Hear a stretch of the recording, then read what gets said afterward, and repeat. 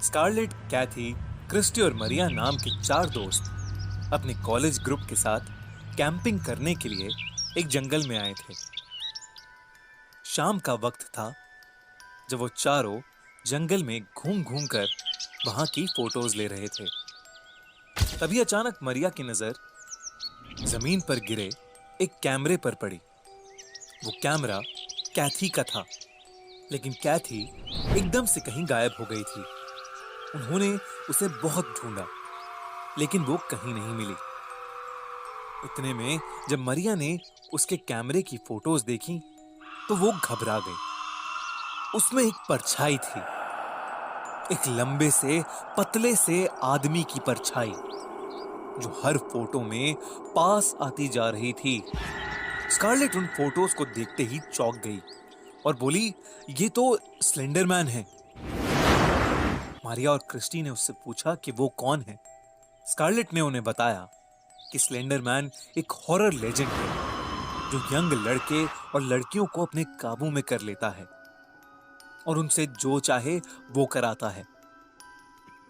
कहते हैं वो किसी को भी पागल कर सकता है।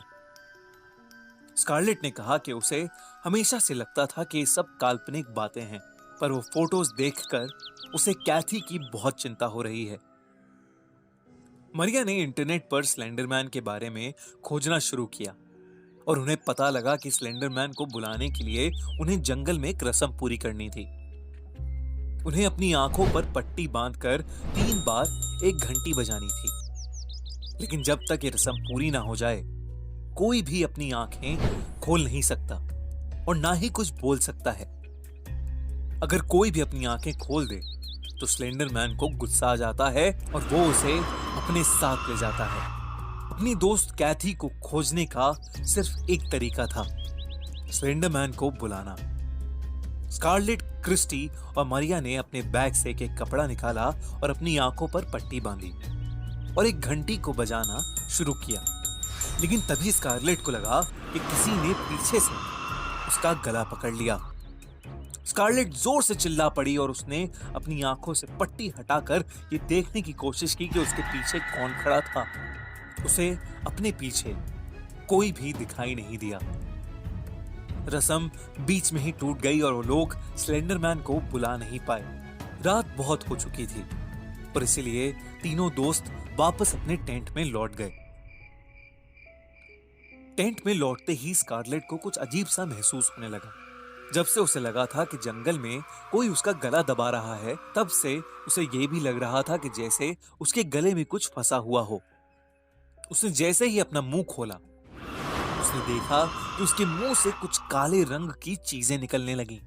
देखते ही देखते वो काली चीजें उसके मुंह से पूरी तरह बाहर निकल आईं और उसके सामने उन काली चीजों ने स्लेंडरमैन का रूप ले लिया। वो बहुत लंबा, पतला और खौफनाक था। उसका चेहरा भी बहुत लंबा था,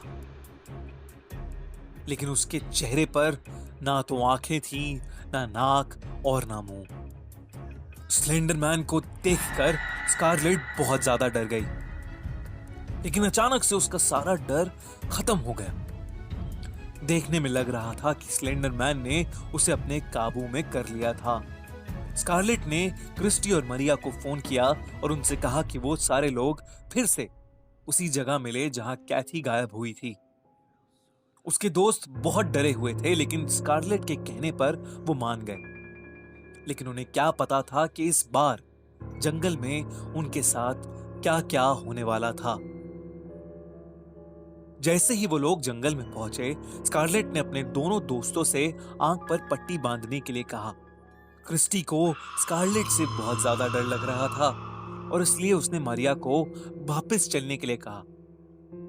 मरिया ने कहा कि शायद वो ज्यादा सोच रही है, लेकिन क्रिस्टी वहां नहीं रुकी, बस टेंट की ओर जाने लगी।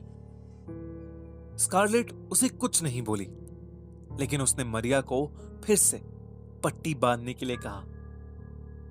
जब उसने अपनी आंखों पर पट्टी बांधी तो स्कारलेट के मुंह से फिर से वो स्लेंडरमैन बाहर निकल कर आया।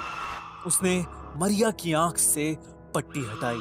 स्लेंडरमैन को अपने सामने देखते ही वो चीख पड़ी। क्रिस्टी जो वापस कैंप की ओर जा रही थी, उसकी चीख सुनकर वापस मुड़ी और एक पेड़ के पीछे जाकर सब कुछ देखने लगी। मरिया की चीखें एकदम से खत्म हो गईं और वो ऐसे शांत हुई जैसे कुछ हुआ ही नहीं था। स्लेंडरमैन ने उसे काबू में कर लिया था। वो जंगल के और अंदर जाने लगा और मरिया और स्कारलेट उसके पीछे पीछे जाने लगे। क्रिस्टी ने तुरंत पुलिस को फोन किया और उन्हें वहां पर बुला लिया। उनके आते ही वो उन्हें उस जगह ले गई जहां वो स्लेंडरमैन उन लोगों को लेकर गया था।